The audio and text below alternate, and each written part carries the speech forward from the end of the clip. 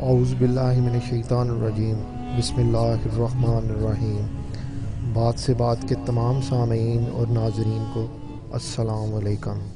دوستو، جیسا کہ آپ جانتے ہیں کہ معجزہ وہ واقعہ ہے جو اللہ رب العزت نے اپنے انبیاء کرام کے دست حق پر رونما کیا ہو، اسی کو معجزہ کہتے ہیں۔ معجزہ کے لغوی معنی عاجز کر دینا، کسی چیز پر قادر نہ ہونا، یعنی ایسے کام جسے انسان نہ کر سکے جو اس کی دسترس سے باہر ہوں۔ اس کائنات ارض و سما میں عجائبات کی دنیا آباد ہے جو ہر لمحہ پھیلتی جا رہی ہے۔ کائنات اربوں کھربوں کہکشاؤں پر مشتمل ہے اور وسعت پذیری کے عمل سے گزرنے کے ساتھ ساتھ داخلی اور خارجی حوالوں سے بھی تغیر پذیر ہے۔ گویا ہر لمحہ تغیرات کا لمحہ ہے، ہر لمحہ نت نئی انکشافات کا لمحہ ہے۔ خالق حقیقی نے اپنے انبیاء مکرم کے دست حق پر ماورائے عقل جو واقعات رونما فرمائے، انہی کو معجزہ کہتے ہیں۔ معجزے کی کاملانہ مادی توجیہ کسی طور بھی ممکن نہیں، اس کا تعلق ایمان، اقان اور وجدان سے ہوتا ہے۔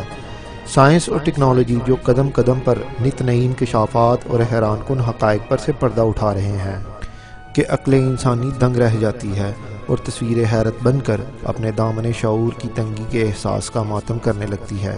اگرچہ سائنس کائنات کے ان گنت رازوں سے پردہ اٹھاتی دکھائی دیتی ہے، لیکن اس کے باوجود معجزانہ حقائق کی مادی توجیحات پیش کرنے سے یکسر عاجز ہے، جو حق تعالیٰ نے اپنے انبیاء محتشم کے دست حق پر صادر فرمائے۔ عقل انسانی انہیں تسلیم کرے یا نہ کرے، حقائق بہرحال حقائق ہیں، ان کے انکار سے ان کی نفی لازم نہیں۔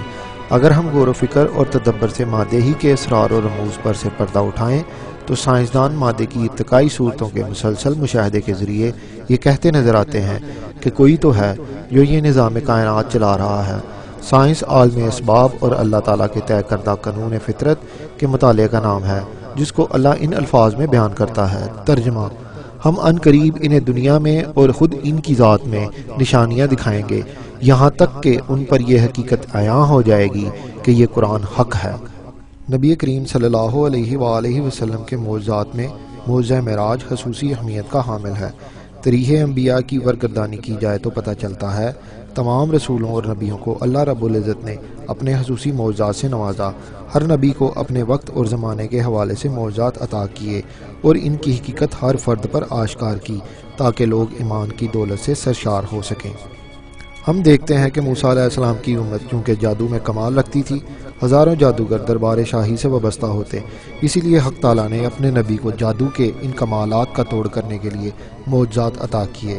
اسی طرح حضرت عیسیٰ کے دور میں طب کا بڑا چرچا تھا، چنانچہ حضرت عیسیٰ علیہ السلام کو مردے زندہ کرنے اور کوڑوں کو تندرست کرنے میں قدرت عطا کی۔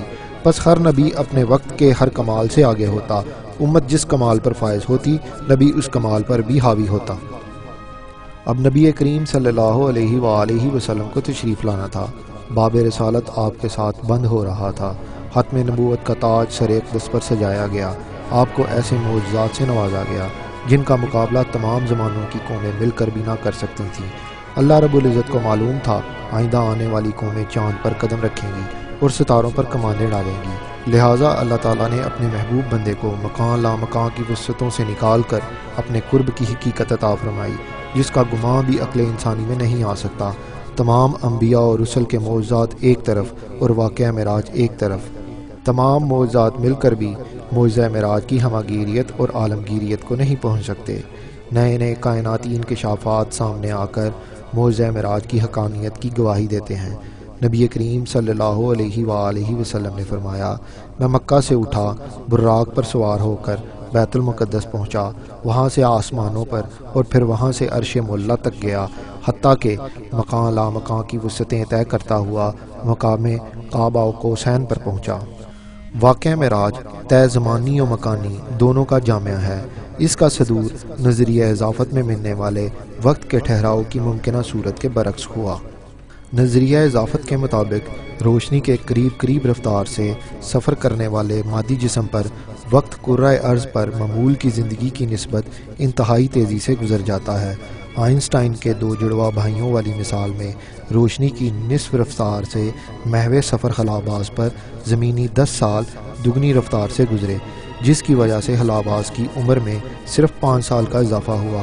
نظریہ اضافت کے مطابق ہم نے دیکھا روشنی کی رفتار سے سفر کرنے پر وقت زیادہ تیزی سے گزر جاتا ہے۔ اور ایسا سفر کرنے والا مادی جسم وقت کی دوڑ میں پیچھے رہ جاتا ہے، جبکہ آپ صلی اللہ علیہ وآلہ وسلم واقعہ معراج کے دوران وقت کی رفتار سے آگے نکل گئے۔ آپ کا یہ معجزہ تمام سائنسی اور عقلی قوانین کے برخلاف نہ صرف روشنی سے زیادہ رفتار حاصل کی بلکہ صحیح سلامت سفر کے بعد اسی لمحہ واپس بھی تشریف لے آئے۔ یہ اللہ رب العزت کی قدرت کا اظہار تھا جس نے آپ کے دستِ حق پر یہ معجزہ صادر فرمایا۔ چنانچہ اللہ رب العزت نے اس فعل کی نسبت اپنی ہی طرف کی اور فرمایا، پاک ہے وہ ذات جس نے رات کے تھوڑے سے حصے میں اپنے بندے کو مسجد حرام سے لے کر مسجد اقصیٰ کی سیر کرائی، جس کے ماحول کو ہم نے برکتیں دے رکھی ہیں تاکہ ہم اسے اپنی نشانیاں دکھائیں، بے شک وہ سنتا اور دیکھتا ہے۔ دوستو، اگر آپ کو ہماری ویڈیو پسند آئی ہے تو اس کو لائک کریں، شیئر کریں اور کمنٹ باکس میں اپنے خیالات کا اظہار کریں۔ اگر آپ نے ہمارا چینل ابھی تک سبسکرائب نہیں کیا تو سبسکرائب کریں اور بیل آئیکن پر ضرور کلک کریں تاکہ ہماری آنے والی ہر نئی ویڈیو کے نوٹیفیکیشن آپ کو ملتے رہیں۔ اپنا اور اپنے گرد و نواح کے لوگوں کا بہت خیال رکھیں۔ آئندہ پھر حاضر ہوں گے ایک نئی ویڈیو کے ساتھ۔ اللہ حافظ۔